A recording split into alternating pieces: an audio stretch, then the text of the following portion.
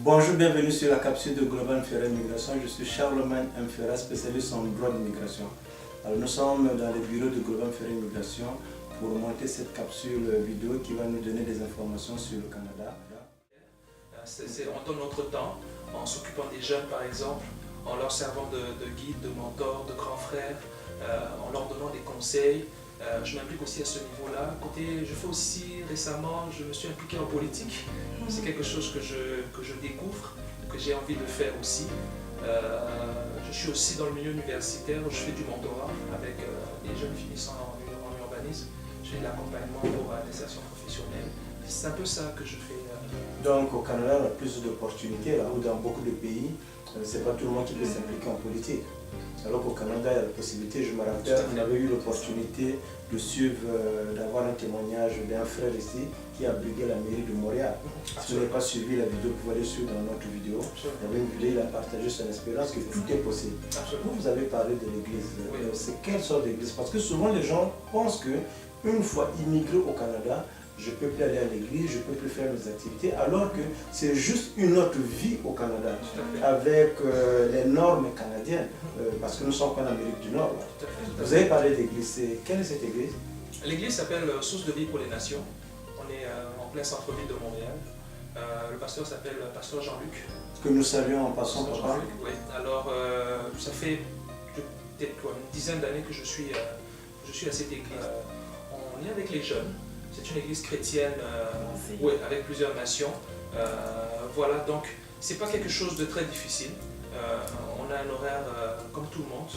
Je vis très bien avec ça. Depuis que j'ai commencé, depuis que je suis arrivé au Canada, j'arrive à concilier ma vie personnelle, ma vie familiale, ma vie professionnelle et l'église. Donc je ne fais aucune différence, c'est le tout en un. Parlant de Source de vie pour les nations, Global Ferret Immigration, ses premiers bureaux c'était dans cette église.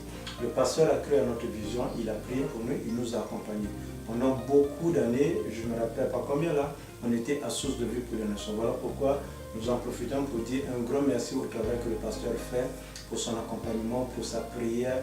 On bénit le Seigneur pour son ministère et on bénit également tous les frères, les sœurs de l'église de Source de vie pour les nations. Donc, Karine, dans ton cas, qu'est-ce que tu fais dans la vie? Moi, actuellement, je suis coordonnatrice des stages, donc avec les ingénieurs et puis avec les entreprises ici à Montréal. Donc, je visite les entreprises, je visite les stagiaires à leur milieu de travail. Mais en plus de ça, effectivement, je suis aussi impliquée dans mon église, donc avec le pasteur Jean-Luc aussi, qui est vraiment non seulement un pasteur, mais c'est un mentor. C'est quelqu'un qui pousse les gens à aller et à faire mieux, à faire ressortir leur meilleur. La bonne chose ici au Canada avec les églises, c'est qu'il y a cette liberté-là de faire, oui, d'aller travailler, mais de prier aussi. Alors on n'est pas restreint à dire, on ne va pas prier parce que n'importe quelle religion, il y a cette liberté à exercer. Et effectivement, on profite de ce moment-là, on profite de ces temps pour donner au Seigneur. Mais en plus de servir à l'église, moi je sers à l'église, mais je suis plus au niveau du département de communication. Mais en plus de ça, moi j'ai un autre volet, j'ai un autre mandat étant chrétienne. Donc je travaille avec un groupe qui est un groupe de la famille, comme je disais, famille, petite famille, grande famille. Donc entre autres, c'était avec mes sœurs, on travaille sur le groupe Dynastie, avec le groupe Dynastie M. On est basé à Ottawa, mais on travaille dans n'importe quelle ville ici au Canada. Comme on dit, on bouge de partout là, donc il n'y a pas une différence. Mais le groupe, qu'est-ce qu'il fait? Est-ce que vous faites des productions? Comment ça se passe? Le groupe c'est Dynastie M, donc nous on travaille un peu plus sur tout ce qui est musique. Donc nous on fait un peu l'évangélisation, mais au travers de la musique. Et les membres du groupe, on a Céline, on a Karine, on a Nathalie, on a Rosine Minga, donc c'est la famille... Que nous saluons en passant. C'est la famille Minga en fait, on travaille là-dessus. Le Seigneur nous a fait cette grâce-là d'être ensemble et de travailler ensemble, mais au travers de chants. Et on vient juste de faire sortir notre album, donc il y a 1 an et demi, qui s'appelle Run of God. Et c'est un chant, disons, dans cet album, c'est un album où on parle un peu de ce que Dieu a fait pour nous. C'est sûr que ce n'était pas facile ici au Canada, entre autres. Nous, quand on est arrivé en tant que famille, on a perdu notre père en fait. C'était quelque chose qui nous avait beaucoup bougé, ça avait beaucoup déstabilisé la famille. Mais le Seigneur était là, le Seigneur était quand même là, il nous a soutenus, les hommes de Dieu étaient là, ils nous ont soutenus. Et on a continué pour nous, pour montrer un peu cette gratitude, pour remercier le Seigneur. On a dit, on va former, on va faire un groupe, on va chanter pour le Seigneur. Et on va s'attarder là-dessus parce que notre père, c'était aussi un homme de Dieu. Donc, quelque part, c'était pour remémorer un peu les souvenirs, la grâce que le Seigneur nous avait fait au travers de ce qu'on avait traversé. Alors, on a eu cet album-là. Pour nous, c'était pour dire merci à Dieu et notre corps. Donc, la pluie de Dieu qui est descendue sur notre famille. On fait des productions, en fait. On fait des productions partout dans les églises. Les gens peuvent nous inviter. Et on a chanté en français, on a chanté en anglais, on chante en lingala, en chiluba. Peu importe, amenez-nous les langues, on va chanter, il n'y a pas de problème. Donc, ça veut dire que si on veut vous inviter, oui. On fait quoi? Comment ça se passe pour vous inviter? C'est ça, les gens peuvent aller sur notre site internet qui est www.dynastie-m.com ou encore aller sur notre page Facebook ou encore aller sur YouTube. On a une chaîne YouTube Dynastie M, les gens peuvent nous contacter là-dessus. On est ouvert, on travaille là-dessus, mais en plus de ça, à part le fait que je travaille à l'église, j'ai un groupe avec lequel je travaille, mais je suis aussi impliquée dans le milieu communautaire. Donc je travaille beaucoup dans un milieu communautaire. Actuellement, quand je suis arrivée en Ontario, donc je travaillais un peu plus sur la culture, tout ce qui est culture, divertissement. Donc j'étais présidente d'un groupe, disons, d'un organisme communautaire qui s'appelle CADI, Centre d'action pour l'intégration des immigrants.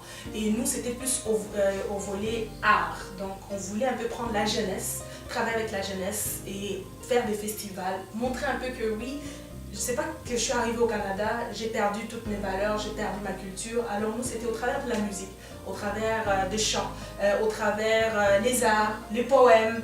On a vraiment rencontré des gens là-dessus avec des talents formidables.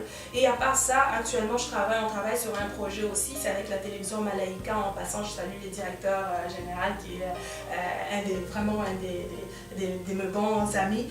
Donc, c'est la télévision Malaika. C'est aussi une télévision qui font la promotion de l'art et de la culture afro-caribéenne.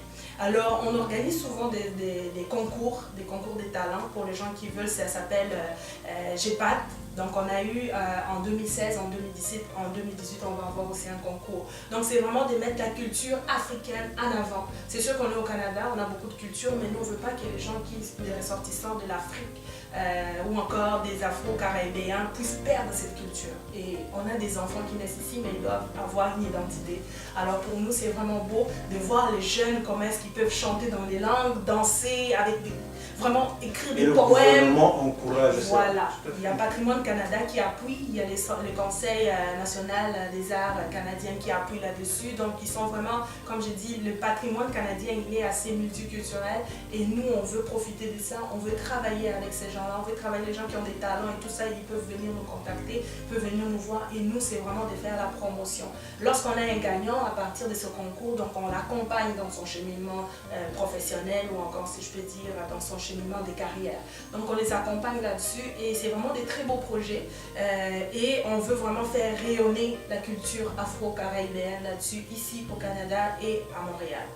Il faut reconnaître que l'immigration, elle est sélective. C'est un choix. Hein? On choisit d'immigrer au Canada parce qu'on veut offrir quelque chose de plus à nos enfants, à la famille. Voilà pourquoi les gens prennent cette décision d'immigrer. L'immigration n'est pas toujours facile, comme on l'a dit. Évidemment, il y a des défis. Quand on arrive, il faut se refaire des repères. Peut-être qu'il faut aller à l'école, il faut chercher du travail. Mais dans tout cela, on retient que le Canada, c'est un pays d'immigration. Le pays est bien organisé pour recevoir les immigrants. Nous avons des organismes, comme vous avez cité tout à l'heure, qui sont là pour aider les immigrants, pour les accompagner. Au niveau de chaque université ou bien de chaque établissement scolaire, il y a également des bureaux des étudiants internationaux qui sont là pour accompagner les étudiants. Même au niveau des écoles primaires, il y a des bureaux également qui accompagnent les enfants qui arrivent, parce qu'un enfant de 12 ans, de 11 ans qui arrive au Canada, il peut arriver que l'enfant, avec le décalage avec l'immigration, parce que souvent ce qui arrive, ce que je remarque, les parents veulent immigrer, mais on ne demande pas toujours aux enfants si eux ils veulent immigrer. On les amène. L'enfant se peut parfois être déraciné de ses amis, de ses habitudes. Il arrive au Canada. Je vais prendre un exemple. Nous avons actuellement des clients qui sont venus des États-Unis et les enfants parlent anglais. Alors, là où ils habitent à Montréal, c'est dans un coin où on parle plus le français. Parce qu'à Montréal, il y a des coins là où on parle seulement l'anglais. Tout à fait. Il y a des coins bilingues, il y a des coins où on parle plus arabe, il y a des coins où on parle plus Il y a même des quartiers chinois. Voilà, il y a un quartier chinois. Donc on s'entend que... Le petit Maghreb, par C'est exemple. ça. Ouais. Si vous avez immigré d'un pays francophone et que vous trouvez un appartement dans un quartier chinois, ne soyez pas étonné, après 6 mois, l'enfant commence à parler le mandarin. C'est tout à fait normal. Alors, donc, pour faire l'histoire courte, les parents qui sont venus avec cet enfant qui est américain, qui sont dans un quartier où on parle français, l'enfant a de la difficulté à avoir des amis parce que l'enfant a honte de parler le petit français que lui il connaît. Il est à l'aise en anglais mais pas en français. Alors là, ça cause un problème. Donc cet enfant a besoin d'un accompagnement, bien l'amener faire des activités avec ceux qui parlent anglais pour que l'enfant puisse se défouler, qu'il puisse s'exprimer, qu'il puisse parler avec d'autres enfants. Mais Serge, tantôt avant l'émission, on parlait avec vous, hormis la politique, hormis le travail, il y a autre chose que vous faites au niveau de l'entrepreneuriat? Est-ce qu'il y a quelque chose qui s'en vient ou bien que vous êtes dans des projets? Oui, actuellement je fais aussi de la promotion d'un produit qui s'appelle Orao. C'est un produit qui permet, on va dire, on va pas rendre ça exclusif aux Africains, mais ça permet à toutes les personnes qui veulent avoir accès à certains canaux, notamment les canaux africains, d'avoir accès au travers de ce box qui s'appelle Orao TV. Donc je fais également la promotion de ce box ici au Canada. Donc vous êtes le représentant? Je suis le représentant, oui. Donc s'il y a un Africain ou bien quelqu'un qui veut avoir des chaînes africaines, il peut vous contacter. Tout à fait. Mais sur quels sont vos contacts? On peut vous contacter où?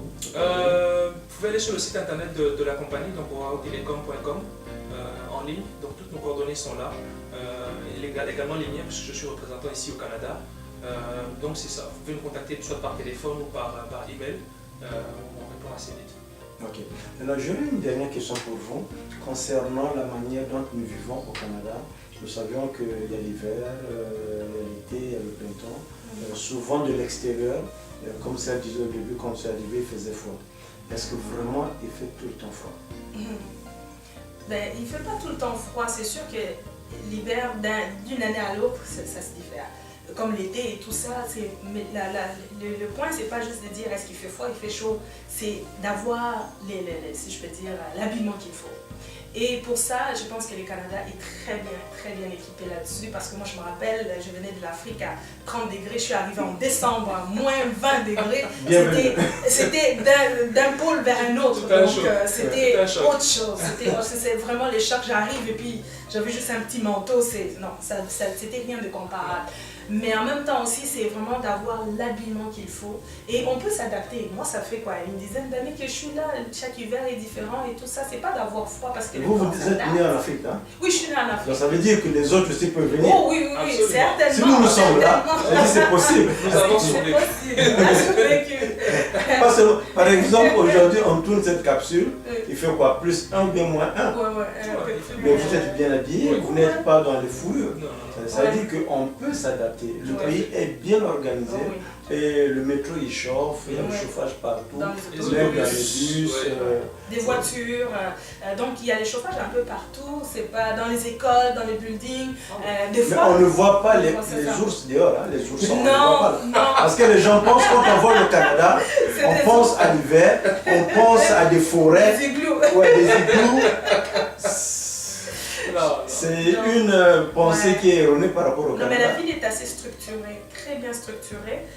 Et puis, d'ailleurs, c'est vraiment, il y a les chauffages, ils ont des bons services, des belles entreprises qui ne s'occupent que de ça.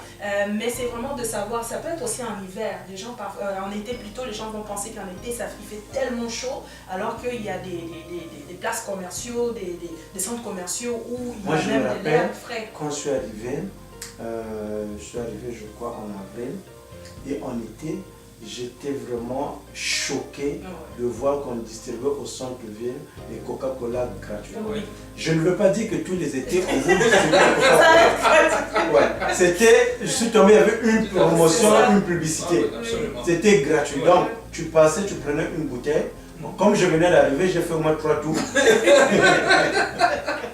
Je ne sais pas ce qui est recommandé, mais j'ai fait au moins 3 tours. Mais c'est encore presque à chaque été, dans les journées où il fait particulièrement chaud, il y a une canicule, il y a des distributions d'eau, des distributions de popsicle, des trucs... La crème glacée. Crème glacée, il y en a plein. C'est tout à fait normal ici, hein, dans les journées où il fait très chaud, la ville s'organise de manière à que que les gens puissent se sentir quand même à l'aise, puis qu'il n'y ait pas de problème au niveau de la santé. En parlant des températures, je pense que, je ne sais pas, peut-être vous allez peut-être me contredire ou pas du tout, mais je sais que ce n'est pas dans notre culture africaine de regarder la météo. Souvent, on sort, on se dit, ok, ben, il fait beau, il va faire, oh, il y a le soleil et tout ça. Mais ici, il y a la météo. À chaque fois, les gouvernements font en sorte qu'on nous avise que, ok, il va y avoir la pluie, il va y avoir une tempête, les verglas. Entre autres, cette année, il y avait un gros verglas et le gouvernement avait avisé les gens de ne pas sortir. Les écoles étaient fermées. On est quand même assez bien suivi, le système est assez bien suivi pour ne pas être surpris en fait par la température ni la météo. Donc il y a ça va être une des choses que nos Africains vont devoir apprendre, et ceux-là qui ont déjà appris, c'est déjà bon, vous êtes sur la bonne voie. Donc c'est vraiment d'être... Ça dit de voir la météo avant de sortir. Avant de sortir. Avant de sortir. Puis ça, c'est même les gens qui sont ici, donc c'est quelque chose, après autant d'années, on ne peut pas sortir parce que si je sors, il fait moins 20 et puis j'ai un petit manteau d'été, c'est sûr que je vais avoir un problème. Donc il faut vraiment s'informer là-dessus, et je pense qu'on est assez bien équipés. Maintenant, au niveau de la formation, les gens qui arrivent au Canada, est-ce qu'il y a des opportunités à ce niveau-là? Moi j'ai envie de dire d'emblée que, parce qu'on revient encore sur la question de l'intégration, dans ce contexte-là, il y a beaucoup, ça reste encore un défi. Parce que comment je peux appeler ça? Les différents métiers ici sont regroupés dans des associations. Comme si vous étiez médecin au pays, que vous voulez pratiquer comme médecin ici, il y a l'association des médecins. Si vous étiez ingénieur au pays, vous voulez exercer ici comme un ingénieur, il y a l'association des ingénieurs. Donc il y a encore un très grand défi à ce niveau-là. Les gens arrivent, il faudrait prendre le temps de bien se renseigner. Pour l'exemple que je viens de donner tantôt pour les médecins, les ingénieurs, mais il y a aussi d'autres associations aussi, c'est pas tout à fait garanti que lorsque j'arrive ici, je vais directement devenir ingénieur ou devenir médecin. Il faut passer par un processus, on va vous demander peut-être de faire une mise à jour, de manière à ce que cette intégration puisse se faire de la bonne manière. Alors il faut prendre le temps de bien vérifier, bien se renseigner surtout, pour pouvoir rentrer dans différentes professions que les gens font. Mais je crois que c'est encore possible. Il y a des ouvertures. Si on regarde aujourd'hui et qu'on compare avec il y a 10 ans ou 15 ans, où c'était encore un peu plus difficile. Je pense que le gouvernement travaille beaucoup là-dessus pour intégrer les gens, surtout les immigrants qui arrivent et qui sont déjà qualifiés, surqualifiés même. Je pense que le gouvernement est en train de montrer un peu plus d'ouverture, mais il faut vraiment prendre le temps de se renseigner comme il faut et de suivre le bon cheminement pour pouvoir exercer son métier.